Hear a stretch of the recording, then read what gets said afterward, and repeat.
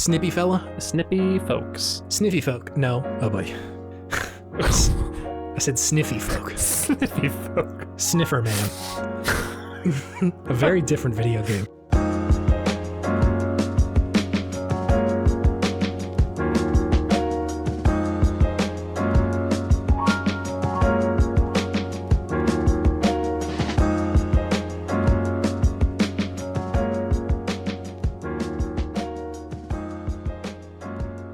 So we're recording this on Tuesday. Yes. Yesterday there was like a severe power outage in Santa Barbara. Yeah. It was wild. It seemed weather. You like totally lost power. It wasn't even there. It seemed like, I don't know if this is the case, but you texted me like moments before we started, and I was like, oh shit, this must have just got fucked up. I literally had opened the door to the pod chamber to turn on the computer, and things went dark, and I'm just like, I knew it. I knew Santa Barbara just doesn't. They don't have the infrastructure here to handle adverse weather because it's always just nice. So no one plans for bad weather. And I'm so thankful that your power was knocked out. It was a blessing in disguise. It was a blessing because Sora is now in Smash, David. Sure is. And we wouldn't have been able to talk about that until next week. It would have felt like ancient prehistoric knowledge that we were discussing. Sure but would have been. At this point, it's only going to feel like 5 or 6 days ago knowledge. You know, right? It's still within the window of relevancy. Yeah. Wow. I love video games. Let me just say that at the top. It is so cool that... Let me just do a slow clap for video games right now. So cool. I love that. Good job, everybody. We did it. Sora's in Smash. We can all die happy. I can rest easy at long last. Yeah. You don't have to wake up in a cold sweat in the middle of the night anymore, wondering, is he there? Is Sora in Smash yet? Because the answer is now and forever. Yes. He will never not be in Smash now. Sorry, I keep interrupting you. No, you're fine. I was like, so I watched this, and like after the little Keyblade came on the announcement, I'm like, oh my God, like, yes, this is very cool. Mm-hmm. And you and I feel like Kingdom Hearts is not the butt of our jokes because Kingdom Hearts feels like our family. Like it sure feels like making fun of one of your siblings or something. You're like, yeah. I can make fun of you, but if somebody else does, it feels weird. But regardless, you and I make fun of Simple and Clean quite a bit. They played a couple of notes from Simple and Clean in the announcement. I was just immediately chills. Like it's so emotional, so fast. Oh my God. I'm right back. It's so evocative. It's so moody. It just puts me in such a place. That song just really gets me going every time I hear it. Even just the melody, the bum bum bum bum bum bum bum bum bum is enough. It's enough. It'll get me there. So I'm there, baby. So anyway, point being, listen, you heard about these things called video games. They're effective. They affect people in a lot of really cool and interesting and fresh, hip new ways. Yeah. And that's the intro. Hi, it's Video Game Podtimism. It's the Optimist. These video games are fresh and effective, baby. Let's go. It's the Optimist video game variety show where two best friends talk about the wonderful world of gaming. My name is Trace, and I am very excited for Sora in Smash Brothers. My name is David, and yes, I am too. I am as well. Video games are cool, and Sora is gonna be tight. And Sora is a video game. Sora is a video game. What's not to like? What's not to like? They play the song from 2002, and I cry.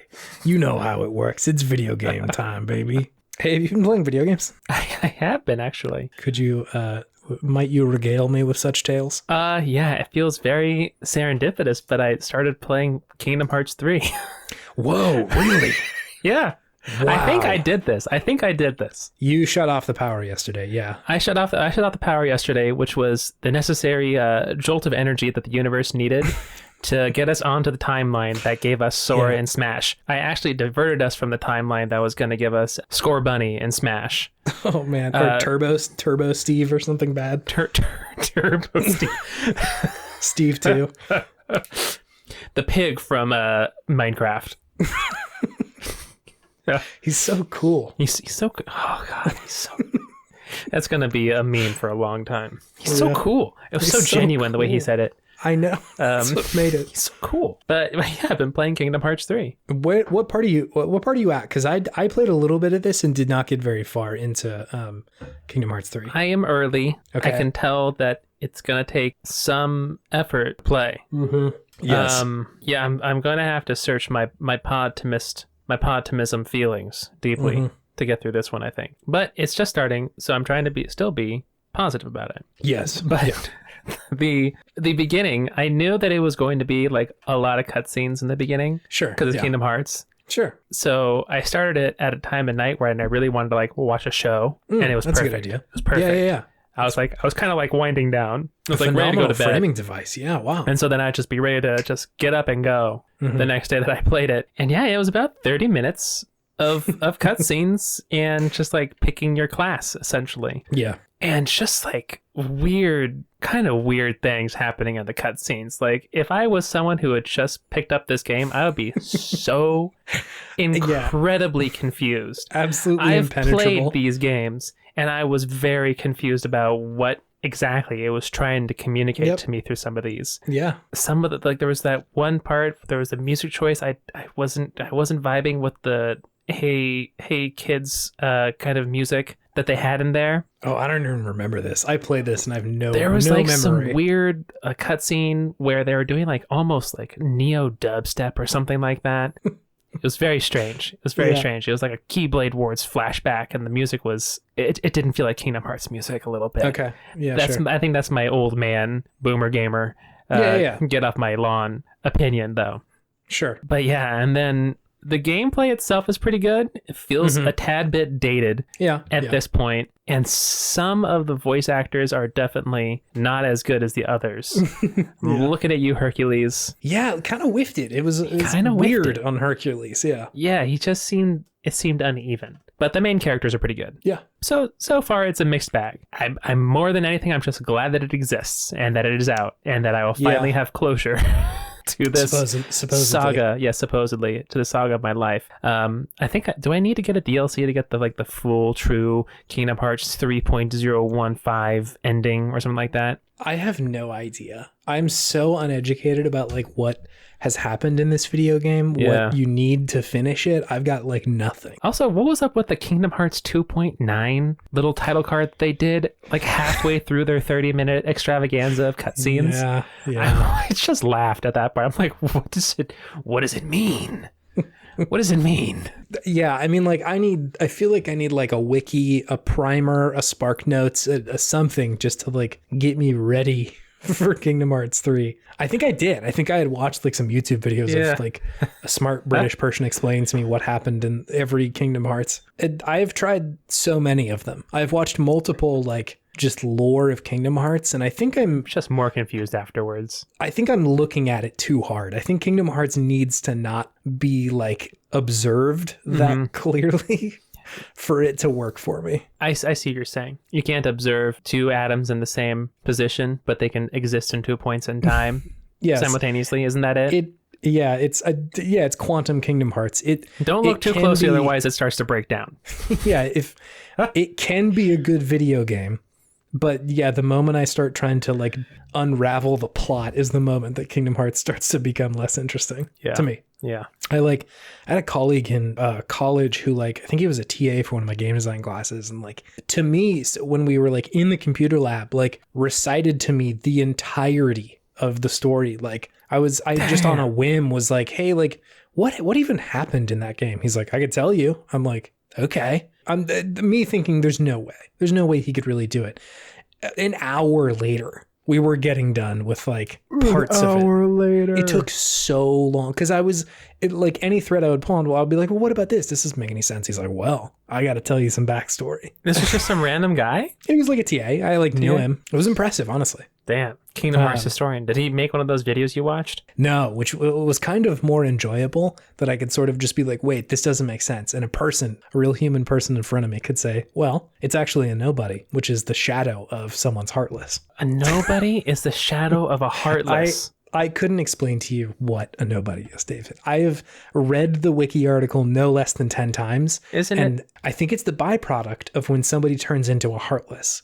What that means, I don't really know. Yeah, because isn't like the heartless is the we're body. We're looking at it too hard. It starts to unravel. With the heart out, and then the nobody is the personification of the heart that gets taken out because it doesn't have a body? Maybe. Oh, God. And if you kill both the nobody and the heartless of a person, then they get resurrected? Isn't that what happened with Xehanort, with Zemnos and Ansem?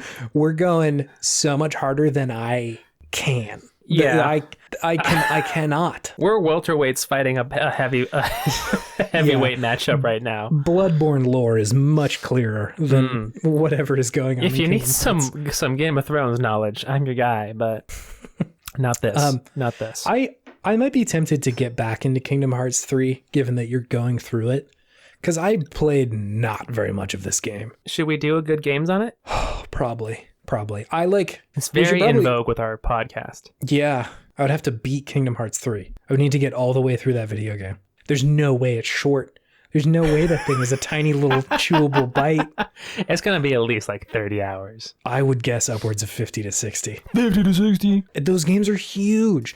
And the other one's been that long? I mean, you're not going to do like all the arena stuff, are you? David, I have to. If there's an arena, I have to go get in the fucking, go hard in the paint, dude.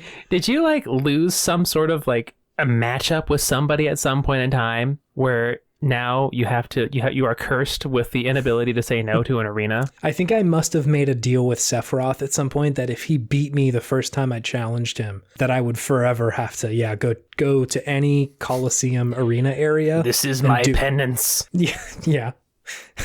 But still, not a short video game. No, it's got some meat on it. What's wild is I know enough gamers, and like I don't know a lot of people who've beaten Kingdom Hearts 3, let alone like played the video game. Yeah, I don't. I'm sure they exist, but like I feel like that game came and went. Like it was out, and some people were like, "Cool," and then nobody else was like, "Hey, I beat this finally." I feel like about a month or so after a new game comes out, you'll see like right now I'm starting to see a bunch of people start beating Deathloop and feeling a little bit sour on it, right?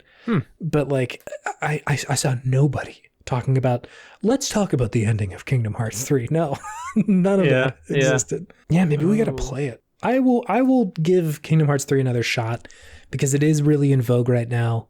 And 1 and 2 were just so special to me personally. Yeah. I owe it to like actually play through this video game a little bit more. Yeah, no, I think we can do it. Cool. What else do you have to say about Kingdom Hearts right now, or do you have any other games that you've been playing? I beat Jedi Fallen Order. What'd you think? It wasn't amazing. It was good. It wasn't 10 out of 10, but like no, it was like a solid 7 out of 10 type game in my opinion. I would throw it a little higher than that. I think I enjoyed it a little bit more than a 7. Sure. Yeah. I see that. But numbers are numbers. It doesn't mean anything. Yeah. I wasn't thrilled with some of like the how quickly people started to really care about each other in the game. Like it seemed kind of shoehorned. Like, why does Grease like me so much? And also why did he like sell me out to mercenaries randomly? And like no one tells me why that happened.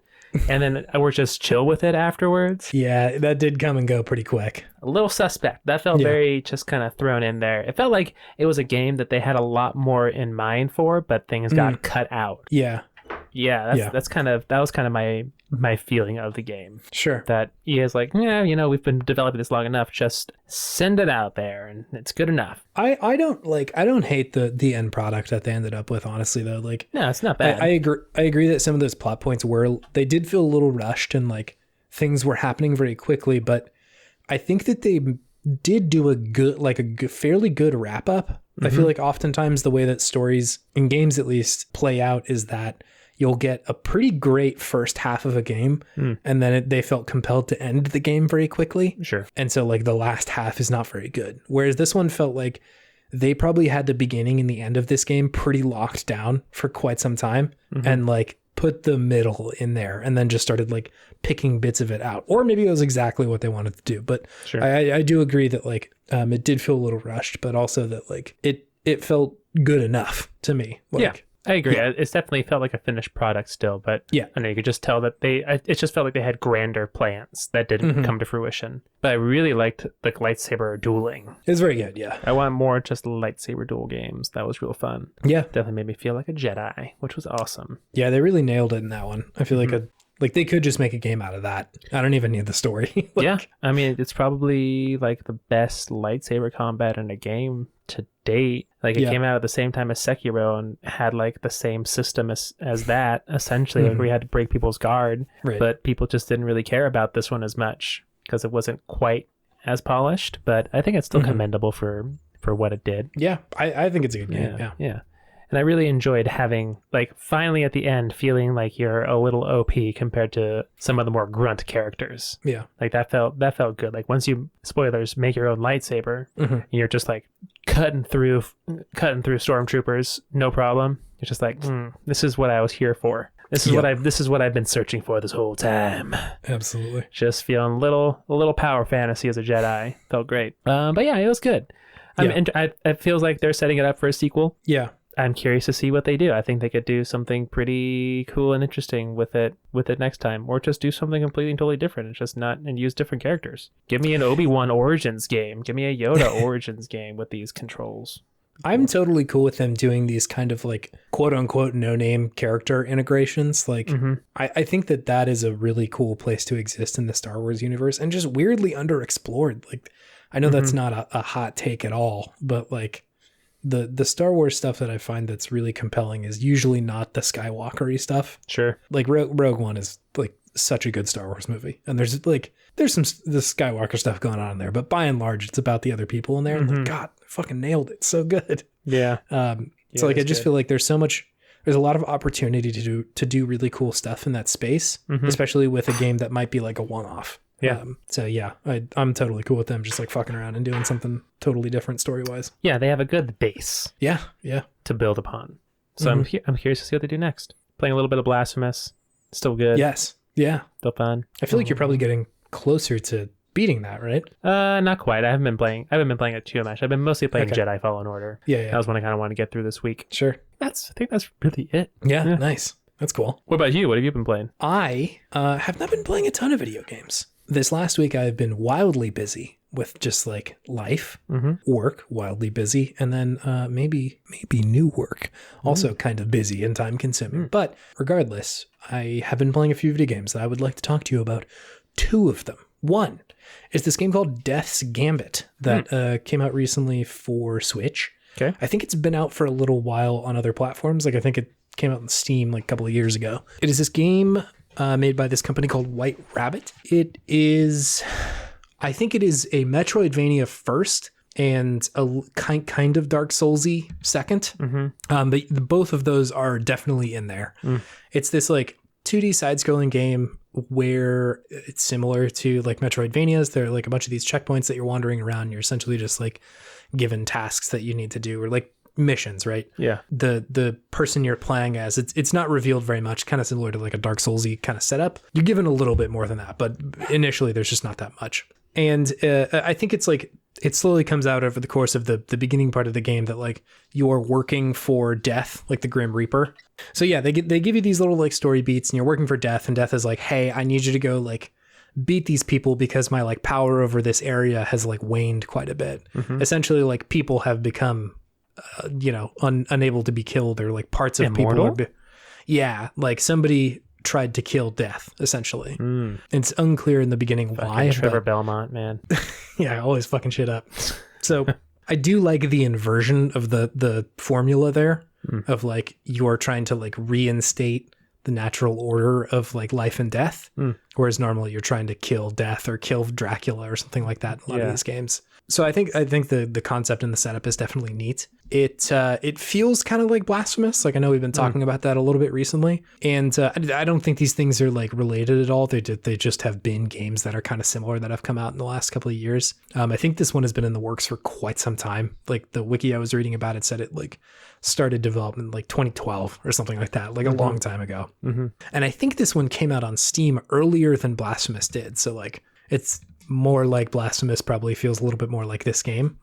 So like I said, I don't think and any of that is on purpose at all. The Dark Souls-y part of it comes into play when you're talking about the combat of this game. It is kind of slower in plotting, and like rolling is a big deal. You have like a stamina meter, so like you can't just go like whacking away. You have like a certain class that you'll start at the beginning with, the stamina, all that sort of shit. And it is pretty difficult. I wouldn't say it's quite as hard as like the Dark Souls stuff initially, but you pretty regularly are getting your ass kicked. So yeah, I mean, like, I think after playing Aria of Sorrow, this game feels very familiar and like similar to those kinds of games. I like that it is a Metroidvania first. Like, it feels like that was the major influence, and like the Dark Souls-y kind of combat stuff is sprinkled on top rather than being the first and foremost thing.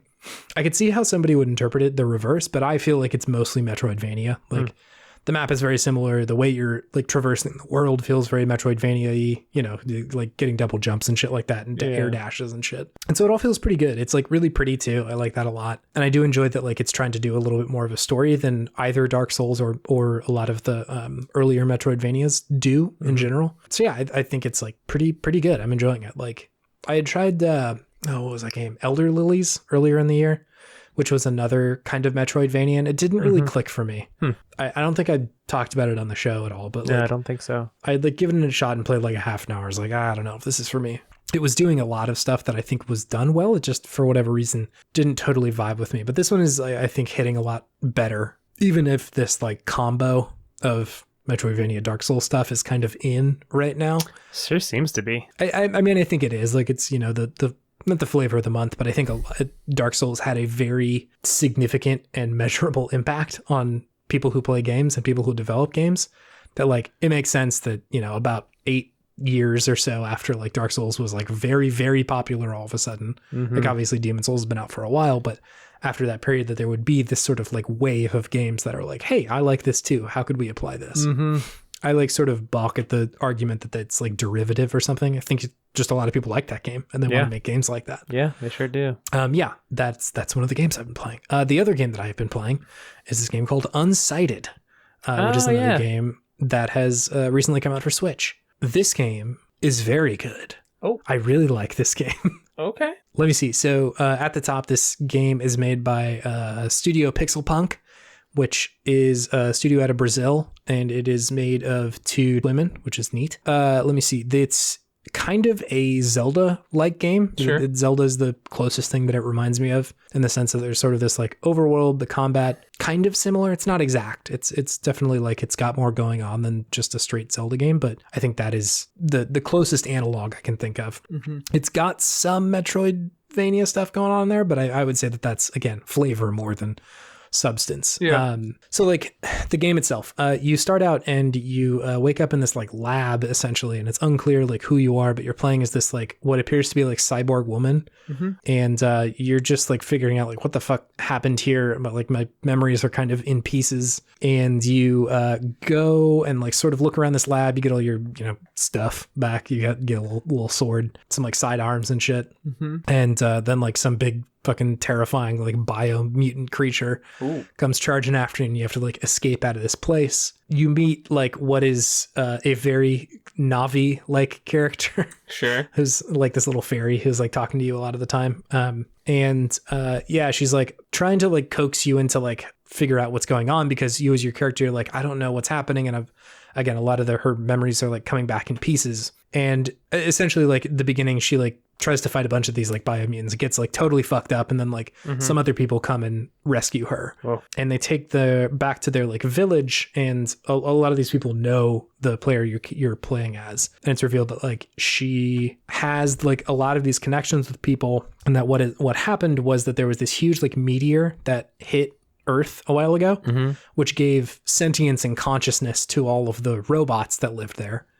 And that's what like gave you as the robot character like consciousness. And a while back, it's kind of unclear when, but a little while ago, I think like humans essentially had started attacking the like meteor, and have since like totally like claimed it as their own, and have like covered it to the point where like a lot of the robots are turning into what they call Unsighted, which is like they're just going bananas and like not acting like themselves, to the point where like, they're like frenzied creatures and shit. And they're like, well, we can solve this, but we need this, that, and the other thing. There's like some relics of the past, like research that was done on robots and humans that they need to go collect. And so the people who you meet, they're like, we don't really have the resources to do this. We need you to do it. And like setup, great. Totally straightforward. And like, not straightforward, but like it feels like a video game, right? Mm-hmm. I think where this game shines is it feels incredible. Like it is so well polished mechanically. The combat feels really, really good in a way that I think Zelda-like games usually don't. Like Link to the Past is a phenomenal game. I would not call Link to the Past's combat the highlight of that video game. No, it's fine. Not. It's cool, and I think for the Super Nintendo, like having enemies that have hit back, or like Link moving back a little bit when you hit somebody's shield, or having to approach certain enemies a certain way or attack with certain stuff. That's all really cool, and I think incredibly inventive. But at this day and age, just not as shining, I guess. Yeah. Whereas this one does a lot of work to make it just like incredibly updated. It feels really sharp and like well thought out. I think something that was like striking about the video game is that because you're under this like time threat of like, if we don't do this quick enough, we're all gonna like lose our minds essentially. Every character that you meet, it's totally fucked. Like they'll meet them. It shows like, here's their name. Here's your kind of like connection level with them. And then it'll give you hours left, 240 hours left under their name. Yeah. The implication being that is how long it's going to take for them to just like totally lose their mind. Whoa. And the game, I was playing it. I was like, ooh, that's fucked. I hope they're not keeping track. And then you look up in the right-hand corner, there's a clock. Uh-oh. And it's like day one, it's 8 o'clock. Go, dude. Like you got not a lot of time. Damn. Which I find so effective. Like in a ton of ways. Initially I was like, oh fuck, this is so anxiety inducing. Which it is initially, but I think it's definitely on purpose, which is really good. It feels intentional. And there's a couple of things that they do, right? You are forced into this like back and forth in your own head of, what am I going to do with this? Do I just like immediately try and sprint in any direction to get these objectives done to the point where like I don't lose anybody? There's a lot of people who have different amounts of time left. I met somebody that's like, oh, you have 500 hours left. I'm like, I can finish the game before then, right? Or somebody who has like 100 hours left. I'm like, God, like that's probably not enough time. What am I going to do when they lose it? You also come into contact with, I think it's like meteor dust, which is this like resource that you can collect, and it's like hidden around the world, which will give people another 24 hours or something like that. It'll increase their time. And like immediately your thought is like, fuck, who do I give this to? Which of my children do I choose? Exactly. And so it's like this really effective, in mostly a mechanical way, really effective way of putting the stakes of your like mission on the line in a way that I feel like just isn't done very often. Like I feel like so often the narrative beats and stakes of a game are put behind the narrative parts, right? So like in Uncharted, was it 4, the most recent one? None of your killing is really part of the main story. Like what's at risk for Nathan is losing his marriage, right? Like that's the real big risk for him in doing any of this. And then you boot up a level and you go shoot people until it's done. And then another story beat happens where the stakes are reminded, right? And like, that's probably selling the game short because it is doing a lot. But point being, it's very rare that I see something that the game explained to me. It said, we're counting down time, and then gives me a marker for all the people that I run into. And I'm like, oh God, like this is really rough. I like, it makes me feel things outside of the character saying something. And having to like judge every person that you run into of like, should I give this person more time? How do I decide that? Is really, really effective in ways that are effective inside the game. And then I think immediately reflects back over to just like real life, right? Like, you know, everybody's got a timer in life, right? Like this is there's going to be an end here. And so like, how do you prioritize who you put effort into, right? Like obviously you're not going to lengthen someone's life, but I think that same sort of choice that you're making in the game of like, who am I choosing to spend my time with? Do I even have fucking time to do that?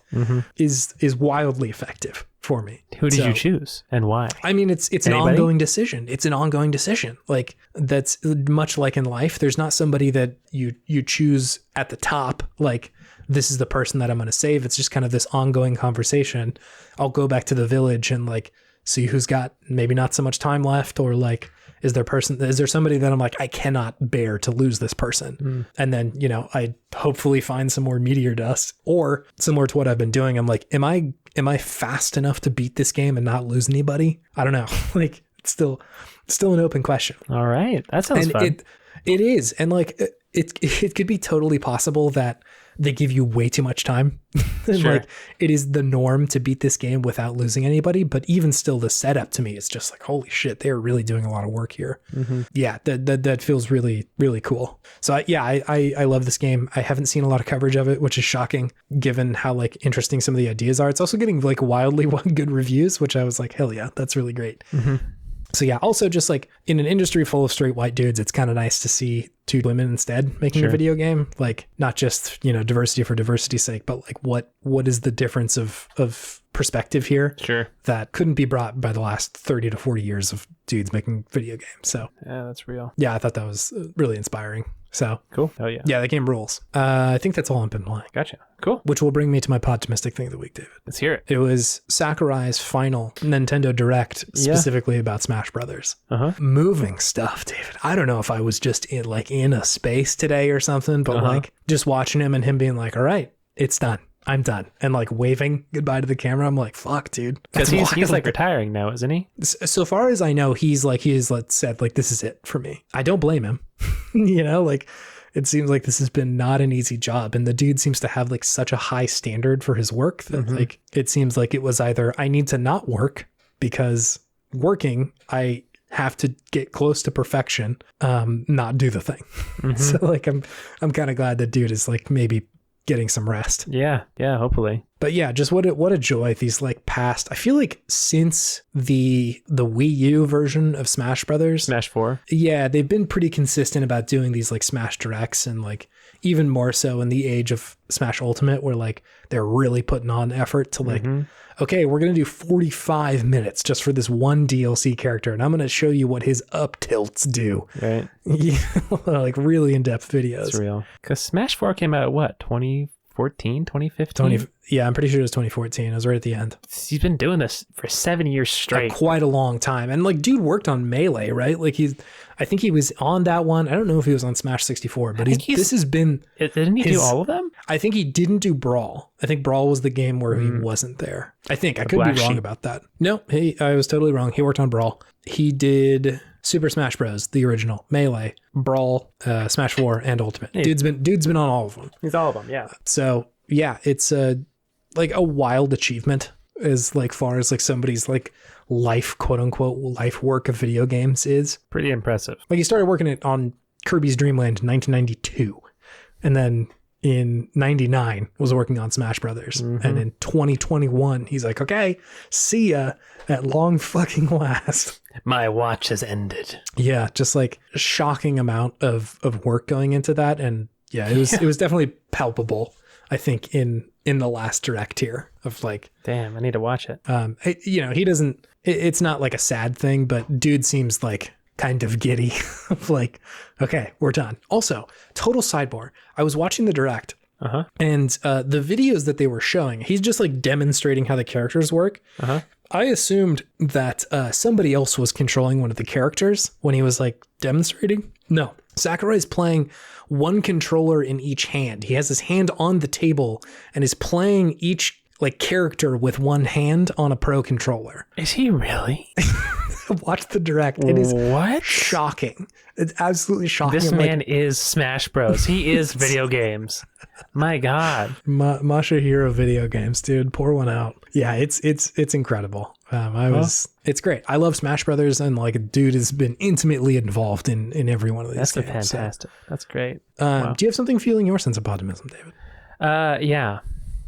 It's Darth Vader. Oh, absolutely. I just love it whenever I can fight or be Darth Vader in a video game. Yeah, I get that. More than almost any other Star Wars character. Having him in a game just really ups the ante exponentially. It's the boss battle. Yeah. Like, you know the stakes. You know how strong this dude is.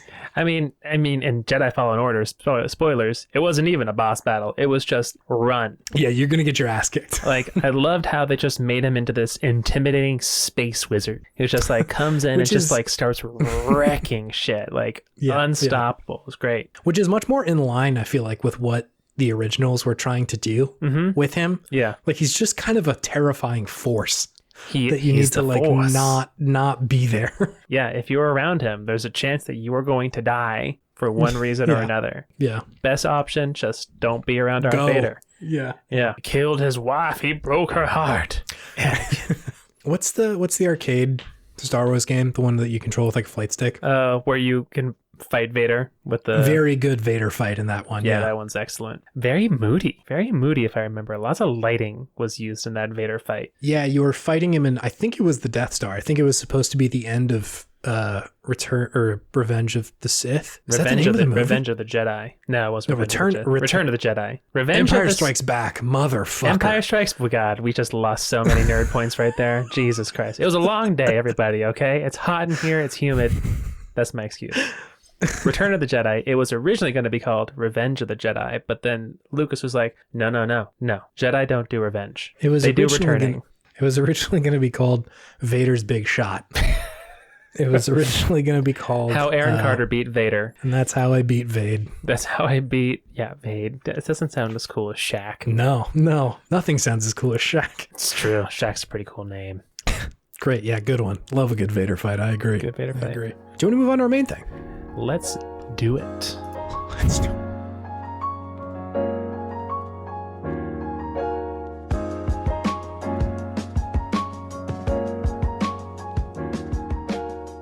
Hey. It's good games. It is good games. Spooky good games. Spooky games. It's spooky good games.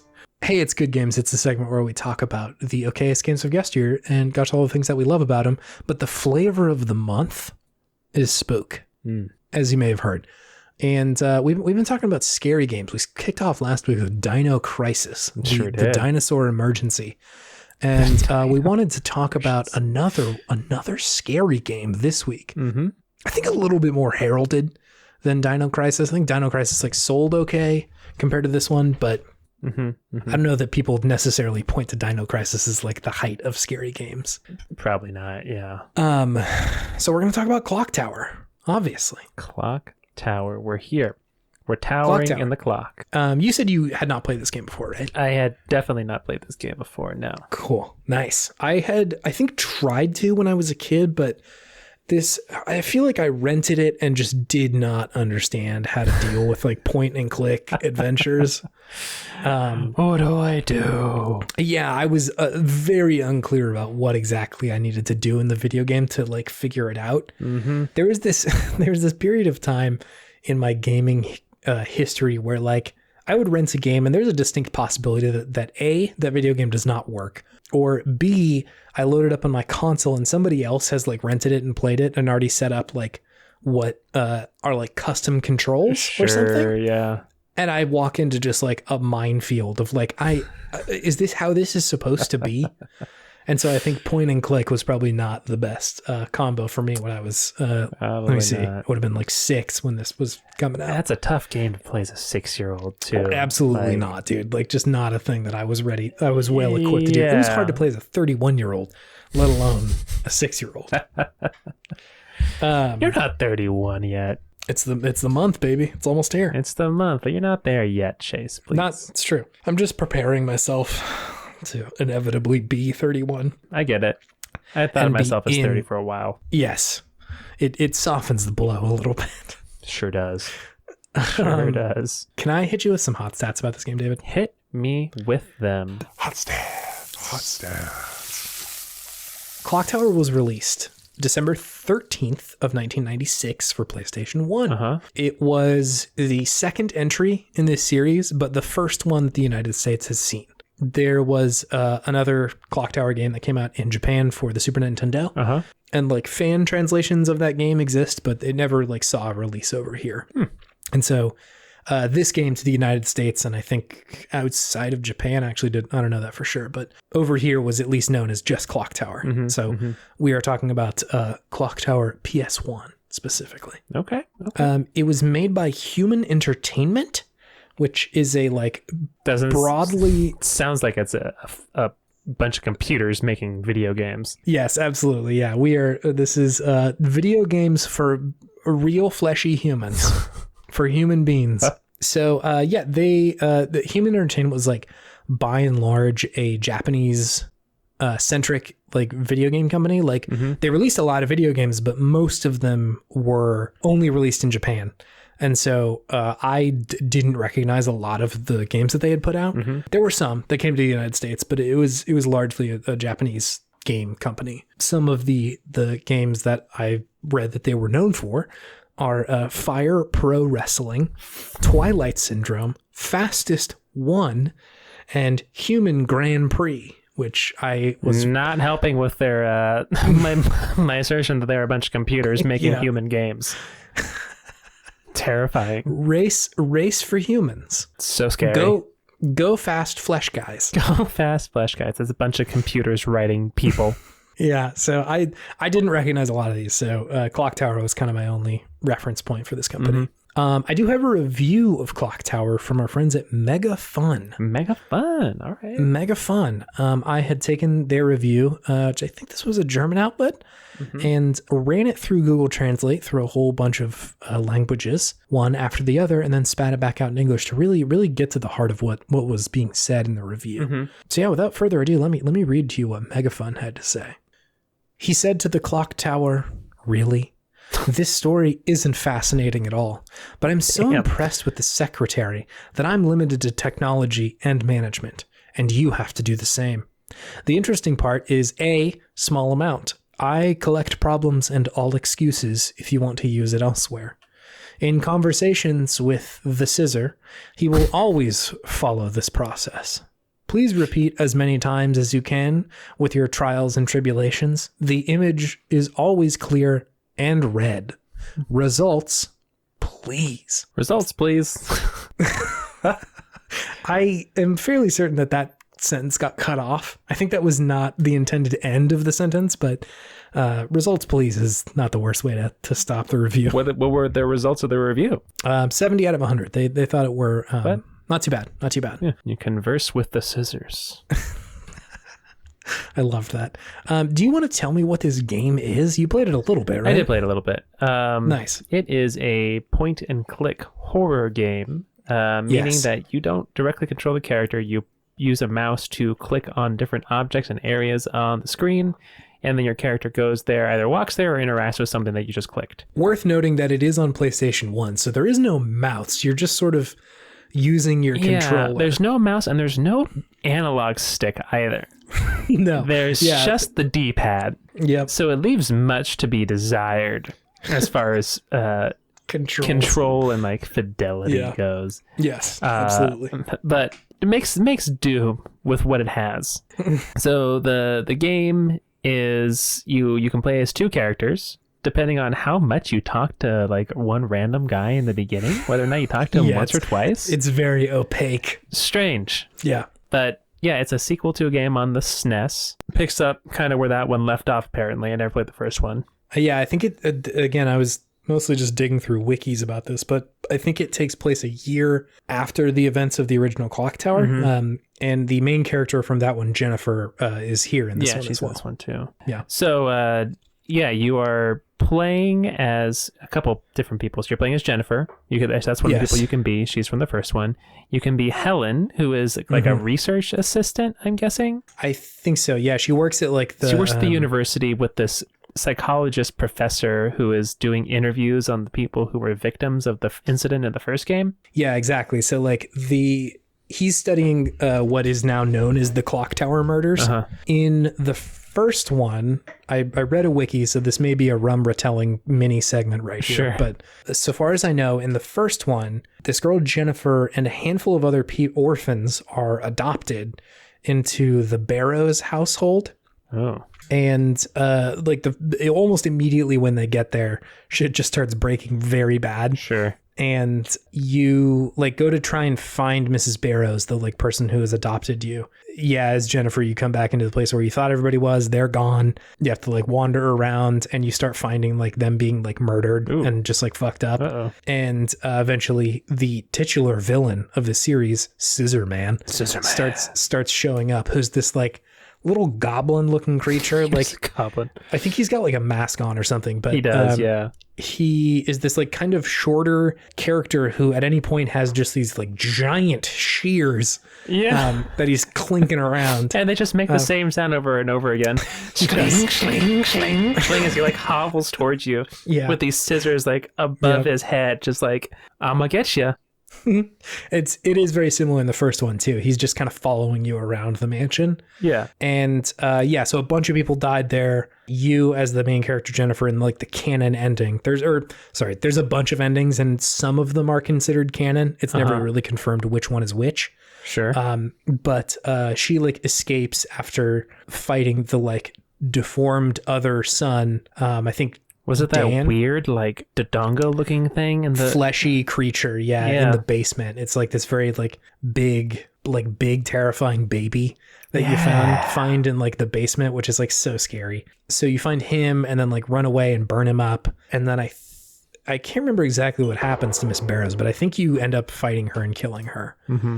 So yeah, this clock tower for the PlayStation 1 takes place a year after that, and like we're kind of worth noting, it takes place in Norway. I don't know why, but Norway's interesting. Spooky. It is a little spooky. It's kind of like cold and quiet out there. Mm-hmm. Mm-hmm. So yeah, I think that was pretty much the most of what happened in the first one. And so in the beginning of this game, people are like investigating what happened in that situation. And the first dude who you start up the game as is like interviewing and I think kind of trying to like investigate Jennifer and like talk to her about like what's happened. Yeah. And it seems like obviously like things are not going great for her. Like she's been affected by this. Yeah, clearly. She's got some PTSD for sure. Yeah. So yeah, that was a long tangent on you explaining what that part of the game was. And they needed the backstory. That was good. Yeah. So yeah, you're this guy and you're interviewing people, and you can either you actually play the game as either his like research assistant or Jennifer. Yeah, Helen, his research assistant, or Jennifer, the main character from the last game. Mm-hmm. So I was Helen. Okay. The part that I played the most was the beginning first scenario or whatever it was. So the game's put into different scenarios, and there's like 3 or 4 of them. I think so. Yeah, it's not a particularly long game. Yeah, so the thrust of the gameplay is that you are kind of wandering around a certain area. So the one that I played the most was like the dormitory or like the research building at the university. Yeah. And Scissorman will just randomly come out of nowhere and he'll come hobbling down the hallway, sling, sling, sling with his scissors. And you have to escape and like find how to get out of this place. So it's kind of like a puzzle. Yeah. And if you go in the wrong room or you can't hide and he hits you, then you die. And you start over. You are very vulnerable. There is no fighting back. Zero fighting. You can hide, and that's about it, right? Yeah. There's a time and place where you can like panic, I think is what the word is. You can like kind of fight with him for a second, but I think that only works once. Sure. And so like if you get into that situation twice, like I think that's pretty much it. So yeah, you're pretty much just on the run the whole time, trying to figure out little puzzles of what rooms to go into, what keys to get, and how to get out of these places and escape the Scissorman. It was like, like you said, just kind of like stalking you through most of these areas, which is very frightening. He's lurking. He's always lurking. Yeah. Sometimes he'll like pop out of bathroom stalls or like the elevator, or just be there for no good reason other than he's just trying to get you. Yeah, he's gonna get you. Yeah, he's gonna get you. Yeah, it is. That's pretty much it. What did you think about this game while you're playing through it? I thought that the sound design was pretty good, actually. Like the sound effects and their use or non-use of sound. Yes, no, and it was very intentional. I was reading that they did that on purpose. That like they played sound effects and scary sounds when it wasn't necessarily expected that would be happening. Mm-hmm. And that they did not play sound effects when it seemed like there probably should be something there. And like that could be a very easy thing to fuck up, but I think they did a really good job of that. Like, you're right that like it's scary. It's like why are the sounds here the way that they are, and like the sound effects. Like I forget what it was, but you go down and there's a bunch of reporters asking you questions and it's kind of loud down there, and you go back upstairs and that's just like super quiet in the hallway and you just hear like the footsteps and that's it. It builds tension very well that way. Which I thought was pretty commendable. Yeah. It's the game. It's so hard to talk about this one. I feel like I have like I love what it is doing in so many places, and it is like so difficult for me to play it in other places. Sure is. Yeah. Like I was not part of the wave of point and click adventures. Same. Yeah. Have you played any? I've played them and have stopped playing them quite quickly afterwards. Yes. Like Myst was not my thing growing up. Like my dad loved Myst. He played all the time and I tried to play with him. I just like, I couldn't do it. My little tiny baby boy brain couldn't fathom how to play Myst. Did you play any of the like LucasArts games like Escape from Monkey Island or Sam & Max or any of that sort of stuff? No, I didn't do any of those ones. Did you?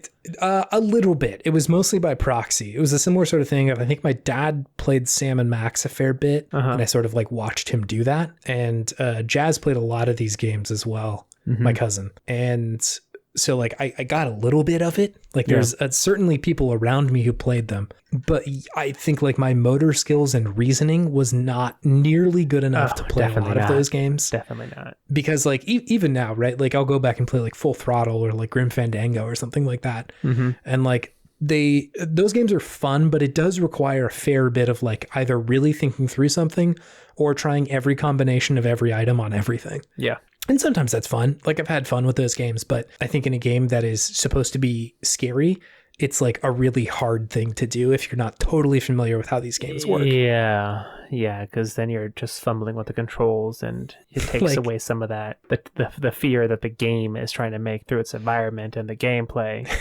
when you're just struggling with the controls to make it work. Yeah. It to me, in a weird way, it is more scary because I cannot control the character in the way that I want them to. Like the loss of agency.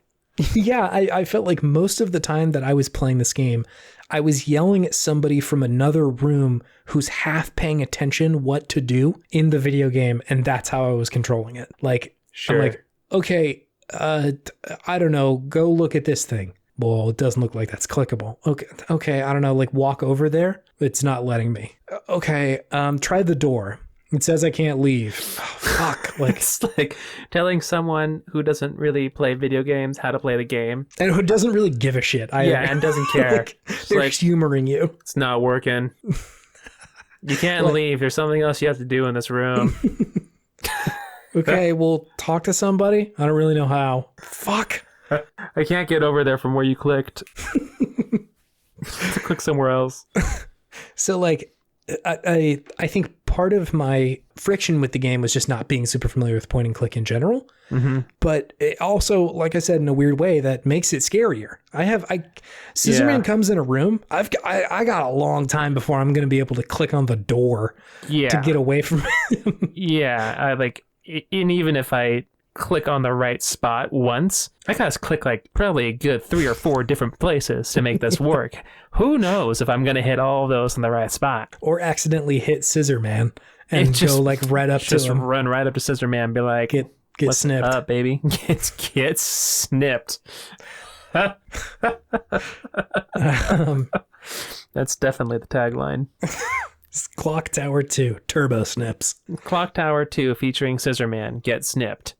Now with new snippy mode. New snippy mode.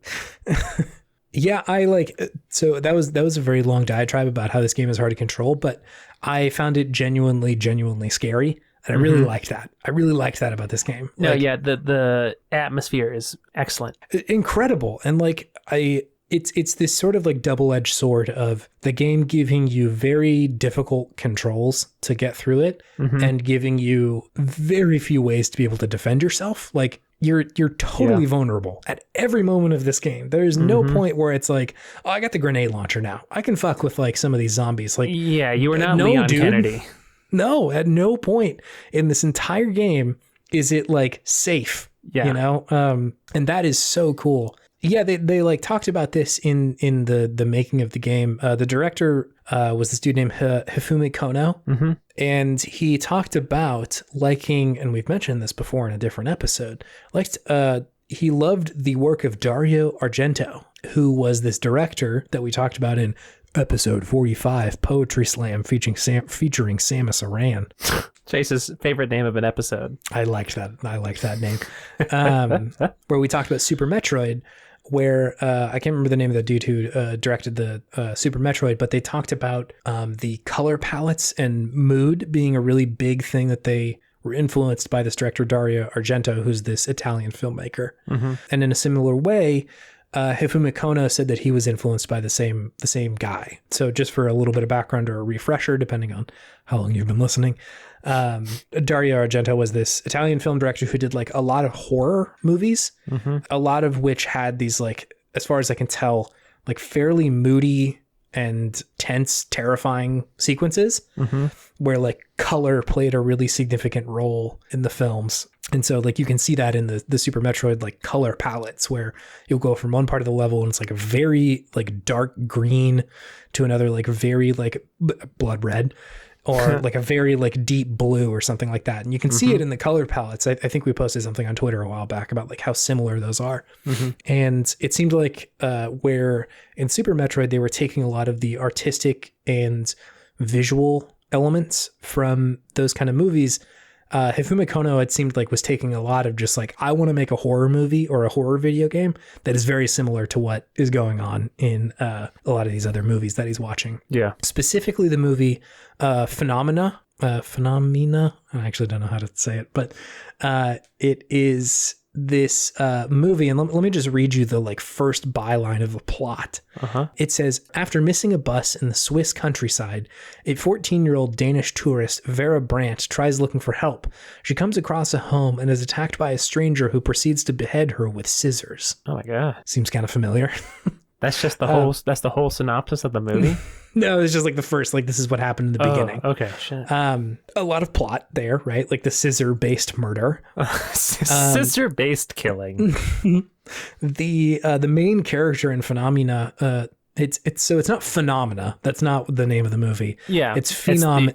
It's the Italian. I'm assuming so. Yeah, spelling of it. Yes. And so that's there. I think a lot of the way that they set the mood in this game is kind of similar to how they did it in this movie. Like, it's a lot of this just kind of like simmer of terror, and then like at the end of it just kind of all like explodes in this like terrifying... The ending is pretty wild, dude. Yeah, did you watch like clips of the end of this game? Yeah, I didn't get to the end of the game myself. But I watched I watched a good long play. Bananas. Yeah, what the fuck was that door that opened up and she's getting sucked in, and he's taking like an hour to aim his gun at the guy who's like Scissorman is holding on to her. So for context, essentially in the end of this game, what happens, I guess, spoilers for the 1996 game Clock Tower for the PlayStation 1, you're like being chased by Scissorman all over fucking town, and then eventually you come into this, like, I think it's like a church or something like that, and you find Scissorman fucking around in there. Depending on who you're playing as, will determine kind of who you're interacting with in there. If you get the worst ending with Helen, she thinks that Scissorman is Barton, I think is the name of the character. Just some dude. She like shoots him as Scissorman, and then he just like bleeds in the other room and dies. And she's like, I guess that was Scissorman. Checks out. In the better endings, you play as either of the characters. You go down into the basement, and like Scissorman's down there with some character, depending on who you're playing. And he's just, doing his thing, snipping his scissors. And you go across this little bridge and place some kind of like urn on a shelf. Yeah. And then say something. It wasn't anything that I understood. No, it was not. It was like not even in complete sentences, or not complete words, or in like actual letters when they had it written in like the transcription at the bottom. Yeah. And then this like vortex opens up on like the wall with like maybe to like space or Kingdom Hearts or something. I'm not really sure where it was going to. But you could hear Simple and Clean ever so faintly from beyond the vortex. If you boost the bass, you can hear Simple and Clean. And then, yeah, like it starts sucking up both you and Scissorman. I don't know why this seemed funny, but like both, it cuts away. Both of you are flying into the vortex. And then you as the character, either Helen or Jennifer, grab onto the railing. And then some other dude shows up. And then it cuts back to you and Scissorman. You're both getting your asses kicked. Like, yeah, this wind is like pulling you hard. Yeah, trying not to get sucked into the vortex. And Scissorman has managed to grab onto your like ankle, and he's also getting his ass kicked. Like neither of you are having a good Nobody's time. thriving in this moment. No. And then I think depending on like how good your relationship is with one of these characters, they'll like shoot Scissorman with a gun. But it like cuts back and forth between the person trying to aim and then you and Scissorman just like inflatable crazy tube manning horizontally towards the vortex. Takes him so long, like 3 times back and forth between those two scenes. No change in like how those scenes are presented. It's just copy paste.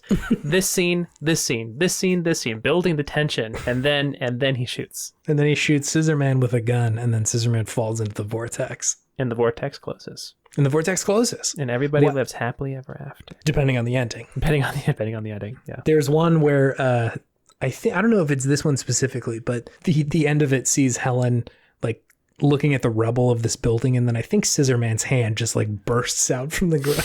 Which that was, I'm back. The vortex just sucked me underground. I'm fine. It didn't. It led 10 feet away. I'm good. I'm back to Snip. BTS back to Snip. So anyway, the ending is wild, and like I read through the wikis to be like, what were they saying in that part, or what was the vortex? And I got very little. No, they're not. They don't explain it at all. No. I think like this may be an influence of sort of the film media coming through. That like I read a wiki and it was like, well, Dan Barrows and who is in this one, the character Edward is actually Dan Barrows, the son of Mrs. Barrows from the last game. Sure. He was that big, just like wild mass of a monster that fell down, got burned, and then came back in this one as Scissorman, because in the first one, the other kid, his brother, died, who was playing Scissorman in the first one. Point being, like, so confusing. Anyway, the description from the wiki is that Ms. Barrows gave birth to demons is the description. They had this description in the game itself. Did you see that part? I did. Yeah. Just go and it just tells you all that. You're like, what the fuck is going on? Sorry, continue. No, I that was pretty much it. Just that, like, I think I'm not sure if it's the pacing or the translation from English or Japanese to English, but like those part of the plot beats, I'm like, I feel like I need to know more about this, and I know very little. Yeah. Like demons, or like, is that a metaphor? What are we saying here? Yeah, it was like in the bit in the game where you can go and see all that lore. I think it just says it didn't take long for people to figure out that they were pure evil. Like these two little babies. Just like, what the fuck? Why? Yeah, I think it's like, I'm okay with people not really explaining what's going on in a plot. You know, like that's fine. If they need to be demons, they can be demons. I don't care. Why not? I think just like the setup of that sometimes, like the pacing of that information coming out, like was confusing to a point where I was like, again, is this a metaphor? Evil, like how? Yeah. So like, I am more than okay with her giving birth to baby demons because evil, you know, who cares? Why not? It's like the Jersey Devil. It's like a Jersey Devil. So yeah. Also, it's the game. I think it was probably intended for mostly a Japanese audience because the voice acting is phoned in this video game. Yeah. Let me. Wasn't great. Can I play you just a little bit of this game? Go for it. This is when Jennifer shows up in the basement of what I think is like a Barrows mansion, and she finds one of her colleagues. And mind you, let me set the scene. She is standing in a room full of like bones, just straight up bones. These are like meaty bones too. These aren't like just skeletons. They got some heft on them still. Yeah, and like at the moments before this, she was being chased by Scissorman. Anyway, so she comes in here, finds her bro, and immediately she'll like go talk to him. So just like let's take a little sampling. Bones are all over the floor. It's the description of this place. Let's hear what he says. Jennifer! Nolan, you're alive! Where is everyone? I don't know. Scissorman attacked us, and everyone scattered. Ow. Ow, ow. Nolan, Is he dead? you've hurt your leg. Let me pause right there and echo your question. Is he dead? Because the pause between the sentences really seems like he is. The answer is no. Yeah. But like the speed at which these dialogue lines are coming in is just painstaking. I need them to be speaking faster. Yeah. Just a cut. I'll be all right if I rest. Nolan, I'll go. By yourself? Go where? I'll come back after I've found and killed him. Whoa, okay. Some ghost children have Ghost children have now showed up. bring around the rosieing.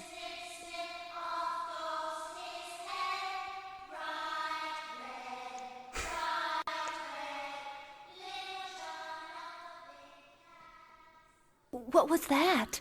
You saw them too? Just what the I've fuck? seen them a few times already.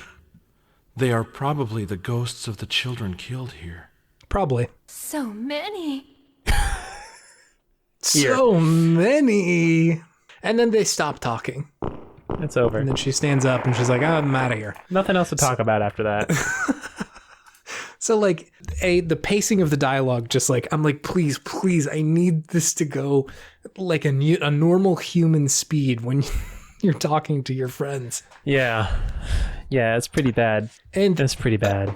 again, similar to how we talked about in Dino Crisis, like that sort of adds to the terror that these people are not acting like normal human beings. They're just like these like marionettes who don't speak in the same way that we do. It's true. But at times I was just like, I would love to continue like playing the game. And we are just sitting here waiting for the next line of dialogue to load. So yeah, what else? This game is like very well heralded. Like I know a lot of like horror game people love this game. It definitely hits the nail on the head with the horror aspect of it. The camera angles were pretty nice. Yes. No, they do a Pretty great job with the camera. cinematic. Pretty cinematic. Gets you invested in it. It's just everything is really good about the game, except I don't like the gameplay. I know it's so weird to talk about it because like when I stop playing it, I'm like, damn, that's a good video game. And then the moment I see the mouse on the screen again, I'm like, I don't want to do this. Yeah, I think back on it, I'm like, that's a fun game. That was a good time. That was cool. Good experiences. And then I go back into playing it. I'm like, I don't know about this. I don't know about this. I feel like it's pretty rare that you and I push up against like the technology of a video game. Yeah. That we play plenty of old games that were like, it controls okay, or like it looks fine, or I'm having to kind of read between the lines with how the game is actually being played. But like, that's usually not something that will stop me from playing a video game. Usually just kind of an annoyance. This one is much more mechanically challenging to like get Definitely. through, which is such a shame because it is such a good video game outside of that. Like, Yeah. this is the second time we brought this up in 2 weeks, and it probably just speaks to how good the game is, but it reminds me a lot of Alien Isolation in the fact that like running away most of the time that you're playing this game, like something is trying to kill you that is much stronger than you are and will kill you if it finds you. It sure will. Yeah, you are very much disempowered. Yes, to like the nth degree. And Yeah. like, I think horror games oftentimes try and split the difference with like, we want to make an action game that is also scary. And so we're going to give you less ammo than you need. Yeah. Is usually the option. Whereas this one's like, you have no way to fight back. This is not an action game. You're just going to run away from this terrifying You just thing. run. Just worry about staying alive. Yeah. And like, I love it for that. That's a really cool concept. Like, I love the idea of translating what is essentially a slasher film into a video game. So often I think games get really caught up with trying to make a game just like action packed. Mm-hmm. And like, rather than experimenting with like, how powerless can we make someone feel in this while still making it feel fun? Yeah. And like, honestly, if it wasn't for the point and click stuff, I think this game would be that, right? Like you would feel so powerless in the face of just this like overwhelming force coming towards you. Yeah. Where you're actually just literally using the control stick to move around, like interacting with objects. Yeah. I think just that one difference would make things, would make the game more enjoyable. I'm confused why they didn't. I don't, doesn't seem like it would maybe be that difficult to change it that way, but I don't know. Yeah, I mean, like, I think partially it is what's the word I'm looking for? Like, you and I are not as familiar with this kind of game in general. Uh-huh. And it is much less in vogue right now. So like, it's not like we knew this at some point and are kind of going back and being like, oh, I remember how to kind of play these kind of games. Yeah. Versus, you know, like there's a lot of kinds of games that are not in vogue right now that you and I have played, like the 3D platformers. Like we both fired up Psychonauts 2 and we're like, I get this. I know what to do. I played fucking Jack and Ratchet and all that sort of shit back in the day. But our familiarity with this genre is much lower. So I think both you and I are not familiar with the genre to play it well. Uh-huh. And it is not something that is new or like has been done very much recently. So like, sure hasn't. I think we were just bumping up against that. But even that said, I think this, I don't say this normally because like, who the fuck am I? I think this would be a better video game if it was not a point and click adventure. I tend to agree with that. I'm absolutely willing to be wrong because I do agree that the point and click adds to the terror, but this game is already really scary. Like, yeah, it doesn't need more necessarily. Yeah. Again, I sort of hesitate to say something is better or would have been a better idea because like, I'm just some dipshit making a podcast on the internet, but let me rephrase that. I would have enjoyed this game a lot better if it was just like not point and click. It would have been better for me personally. Yeah, for sure. So yeah, but outside of that, like I get why people point to this as like a cornerstone of early horror video games. Cause like, yeah, it's terrifying. What a good antagonist. Just a fucking scissor dude. Yeah, like big scissors. That is terrifying. And they give you nothing. They give you so little about like who this dude is. Yeah, is he supernatural? Is he just some guy in a mask? Yeah. Where are the scissors from? Are they enchanted? You don't know. Yeah. You don't know. Maybe, did he come from that vortex he got sucked into? Maybe. Yeah, maybe. Seems like a vortex kind of guy. He seems like a vortex kind of guy. Seems like maybe he's from Kingdom Hearts. Who knows? He's from the inner darkness. So, he's actually the nobody of Xehanort's Heartless, who actually was the nobody of Terra. I wish I knew what these video games were doing. So yeah, like I'm coming away from this one like I didn't play this a lot as a kid, and I'm only seeing this as like a grown dude. And I love everything that this game is doing outside of playing it. Like I am so infatuated with the idea of taking away control from the player, and like honestly watching people play it is much more enjoyable because they kind of know what to do. Yeah. But yeah, like the experiment of horror of like, what does that look like? How do you present to a player powerlessness in a medium that is defined by power, by like defined by control? Like that is literally the difference between a movie and a video game is control. I think that's what scares me about scary games so much, is that they all in different ways try to take away control from the character or from the player, whether it's like poor movement or like reduced movement controls or like not much ammo or anything like that. It just seems like it really hits close to home when you're used to just being, Kratos and just ripping people in twain. No, totally. And like I think it always hits harder because you are in control in some way. And when the game starts winning, it is very scary to be like, I've got nothing. I have no ammo. Scissorman's outside my door, snipping his thing. And like, I don't know what to do with this. Scissorman outside my door, snipping his thing. Snipping his thing. I like that. That's provocative. It's provocative. I think I really like this game. I think I just don't really like playing it. Yeah, it's an interesting one. Which is, it's going to come off as sounding confusing because I think somebody who like would hear that sentence really directly would be like, I don't think you like that video game. Yeah. And I think like there is more to video games than just having fun in the moment. Because I was scared in this game. I was terrified a lot of like, God, I don't want to get caught and cut. I ain't trying to get snipped. It's not my thing. So it's super effective in that way. And I don't know. Point being, I think I like Clock Tower a lot. Yeah. No, and, it was fun. Yeah. And like all full disclosure, this is like my shit. This like PS1 era horror stuff. I love that. This is my shit. This is absolutely like right up my alley. But yeah, I think this is a really good horror video game. No, it was fun. Yeah. I enjoyed it. Do you have anything else to say about Scissorman or Clock Tower? I do not. Cool. Then let's mosey on over to the intro, huh? To the intro. We're starting again.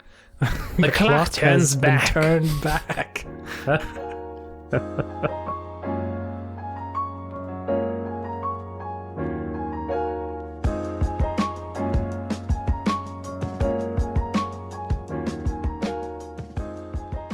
Hey everybody, we're on Twitter.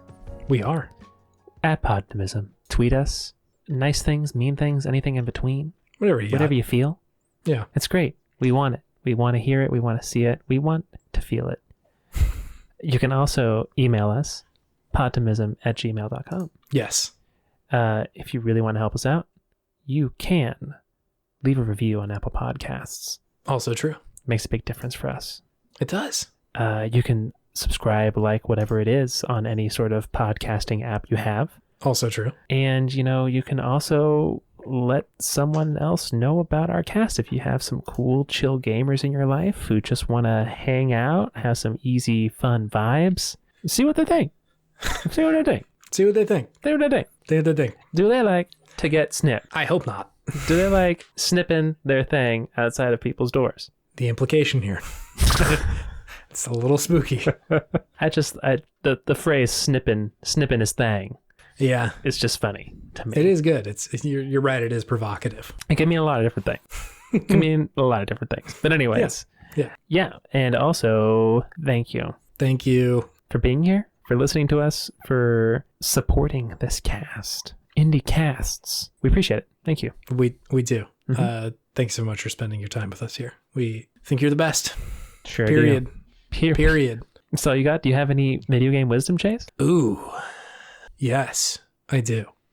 Let's hear it. Do not get caught by Scissorman. He's gonna try and catch you, and I know it's gonna be tempting from all the video games that you've played, like Resident Evil, like The Evil Within, Dino Crisis, to be like, I think I can fight Scissorman. It's a really bad idea to fight the Scissorman because you don't have a gun. Sure don't. Because you're like a normal person who just like doesn't have a gun lying around. Yeah. And Scissorman's got an obscenely large pair of scissors, which like is a very scary weapon. Even They're if you really more shears. Yes. He should have been called Shear Guy. Edward Scissorhand was taken. Cannot do that one. Yeah, sure can't. Oh my God, the name of the bad guy is Edward in Clock Tower. Edward Scissorhand was taken. Was taken. Not So the they name had- Edward, though. No, and which we're all very thankful for. But Scissor Man, now you're talking. But yeah, again, I think Shear Guy would have been better. Your guy. Snippy fella, Snippy folks. Sniffy folk. No, not. Oh boy, I said sniffy folk. Sniffy folk. Snifferman.